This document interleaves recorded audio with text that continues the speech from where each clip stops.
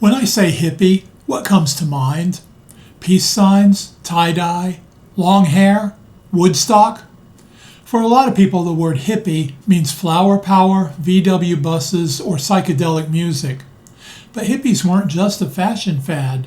They reshaped culture, music, spirituality, and politics, and their influence is still around us today.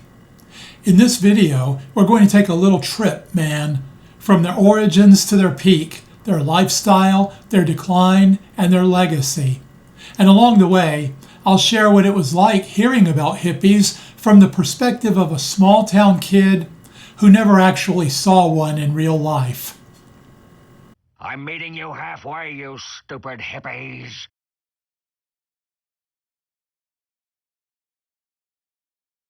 I grew up in Lockhart, Florida, a small suburb of Orlando. I walked to school at Lockhart Elementary. My family went to Lockhart Baptist Church. My friends and I cut through the orange grove to go to Exum's store. Just regular small-town America. And in all of that, I never saw a single hippie. Not in Lockhart, I didn't. Oh, I heard about them on TV, though. They were almost like mythical creatures, often talked about but rarely seen. I remember my mom one time watching the Merv Griffin show. A comedian, maybe Henny Youngman, told a hippie joke. Two hippies were standing at a bus stop when a nun walked by with her arm in a cast. One hippie says, "How'd you break your arm, sister?" She says, "I slipped in a bathtub," then walks away. The other hippie turns and says, "What's a bathtub?" I also remember hearing someone say hippies wore flea collars because they didn't take baths. That wasn't even meant as a joke. It was a serious commentary on their supposed hygiene. Then there was the preacher at our church warning us about the young people smoking banana peels.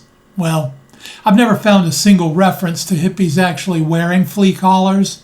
And the banana peel thing, that was a hoax that fooled a lot of people, including, apparently, Pastor Leonard Jones of the Lockhart Baptist Church.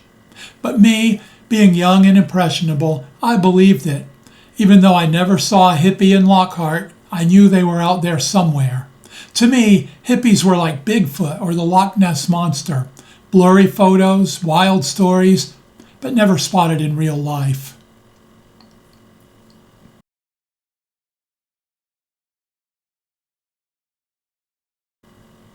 So who were the hippies? The word comes from hipster, a term used for the Beat Generation, writers and poets like Jack Kerouac and Allen Ginsberg, who rejected conformity and searched for meaning in spirituality, art, and experience. Hippies took that energy and ran with it. They drew inspiration from Eastern religions, mysticism, utopian communities, and back-to-nature movements. They were mostly young baby boomers questioning the authority and conformity of 1960s America. And while we're talking about labels, there's a difference between hippies and yippies. Hippies leaned toward peace, love, and personal freedom. Yippies, the Youth International Party, were more politically radical, using street theater and protests to challenge authority. They were anarchists, known for smoke-ins to promote cannabis legalization and for political pranks, like throwing pies in politicians' faces. ABC News once called them Groucho Marxist.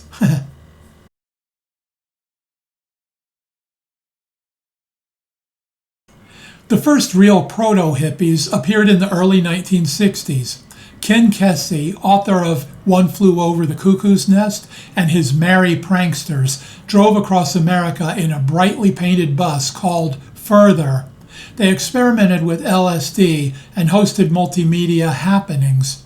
Meanwhile, in San Francisco and Berkeley, small groups were exploring communal living, folk music, and alternative art. By the mid-1960s, Haight-Ashbury had become the epicenter. Cheap rent, a bohemian vibe, and a mix of students, artists, and wanderers created the perfect breeding ground for the counterculture. 1967 was the turning point. In Golden Gate Park, the human be-in brought thousands together for music, poetry, and psychedelic celebration. That flowed directly into the summer of love, when tens of thousands of young people flocked to San Francisco. The media swooped in. Suddenly, hippies were everywhere, on magazine covers, nightly news, and even in fashion ads. Then came the festivals, Monterey Pop in 1967 and Woodstock in 1969, where 500,000 people gathered for 3 days of peace and music. But it wasn't all peace and love.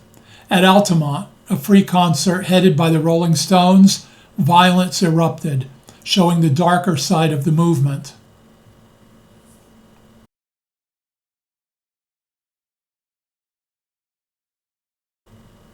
So what defined hippies, besides long hair and beads? Well, core values: peace, love, nonviolence, freedom, spiritual exploration. Fashion: tie-dye shirts, flowing dresses, beads, headbands, thrift store chic. Art: psychedelic posters, underground comics, colorful album covers. Music: Jefferson Airplane, The Grateful Dead, Janis Joplin, Jimi Hendrix. Hippies also embraced free love and the sexual revolution. Drugs like marijuana and LSD weren't just for partying. They were seen as tools for expanding consciousness. Many traveled, hitchhiking across the U.S. or following the hippie trail to India and Nepal in search of spiritual enlightenment.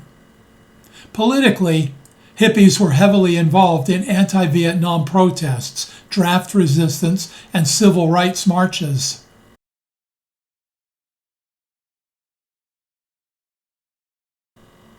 By the early 1970s, the movement began to fracture. Drug abuse, police crackdowns, and disillusionment weakened the idealism. The Manson murders and the violence at Altamont tarnished the hippie image. And yet, many hippie ideas were absorbed into the mainstream, from fashion and music to environmentalism and wellness culture. Some people even joke about the progression: hippie, yippie, preppy, yuppie.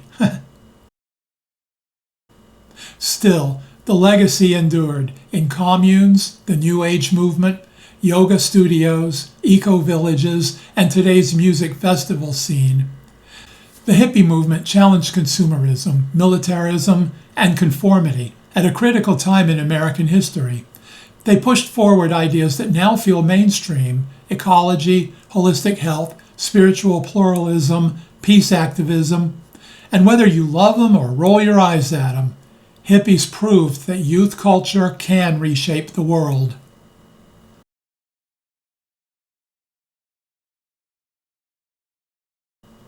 From their origins in the Beats and Bohemian enclaves to their explosion in the summer of love, the values, decline, and long legacy of the hippie movement continue to this day. We still see echoes of hippie culture in advertising, fashion, and even in modern protest movements.